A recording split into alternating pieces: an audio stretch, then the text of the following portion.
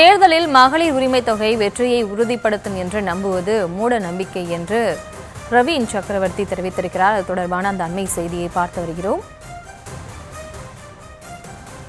தேர்தலில் மகளிர் உரிமை தொகை வெற்றியை உறுதிப்படுத்தும் என்று நம்புவது மூட நம்பிக்கை. மகளிர் உரிமை தொகை மட்டும் வெற்றியை தராது என்று அவர் தெரிவித்திருக்கிறார். இது தொடர்பான விவரங்களோடு இணைகிறார் எமது செய்தியாளர் சுப்பராமன். வணக்கம். மேலும் விவரம். வணக்கம். காங்கிரஸ் கட்சியுடைய பிரவீன் சக்கரவர்த்தி ஒரு பதிவை வெளியிட்டிருக்கிறார். அதில் அவர் குறிப்பிட்டுள்ளதாவது, மகளிர் உரிமை தொகை ஒரு சிறந்த நலத்திட்டம், செயல்படுத்தியது பாராட்டத்தக்கது. ஆனால் அது மட்டுமே தேர்தலில் வெற்றியை உறுதிப்படுத்தும் என்று நம்புவது ஒரு மூட நம்பிக்கை என்று குறிப்பிட்டிருக்கிறார். குறிப்பாக கடந்த 3 ஆண்டுகளில் தேர்தலுக்கு முன்னதாக இது போன்ற திட்டங்களை அறிவித்த 9 பெரிய மாநில அரசுகளில் 4 மட்டுமே வெற்றி பெற்றன. 5 மாநில அரசு தோல்வி அடைந்திருக்கிறது என்று அவர் மறைமுகமாக திமுக அரசை சுட்டிக்காட்டியிருக்கிறார்.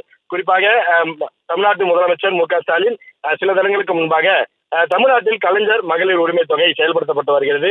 இந்த திட்டத்தின் மூலம் மகளிருக்கு மாதம் 15ஆம் தேதி 1000 ரூபாய் அவருடைய வங்கி கணக்கில் வரவு வைக்கப்படும். இந்த நிலையில்தான் பிப்ரவரி, மார்ச், ஏப்ரல் 3 மாதங்களுக்கு சேர்த்து 3000-ம், அதே போல கோடை கால சிறப்பு தொகை என்று 2000-ம் சேர்த்து 5000 ரூபாய் அந்த மகளிருடைய வங்கி கணக்கில் வரவு வைக்கப்பட்டது.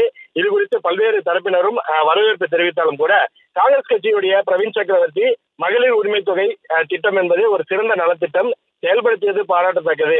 ஆனால் அது மட்டுமே தேர்தலில் வெற்றியை உறுதிப்படுத்தும் என்று நம்புவது ஒரு மூட நம்பிக்கை என்று திமுக அரசை சாடியிருக்கிறார். குறிப்பாக இது போன்ற திட்டங்களை செயல்படுத்திய பல்வேறு மாநில அரசுகளில் 9 மாநில அரசுகளில் 4 மட்டுமே வெற்றி பெற்றிருக்கிறது.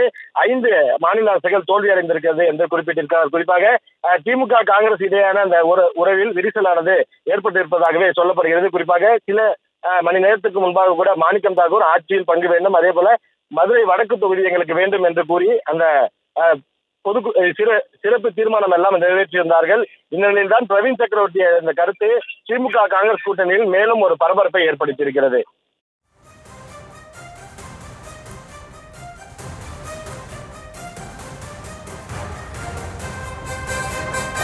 சுப்பராமன், மகளிர் உரிமை தொகை மட்டும் வெற்றியை தராது என்று பிரவீன் சக்கரவர்த்தி தெரிவிச்சிருக்காரு.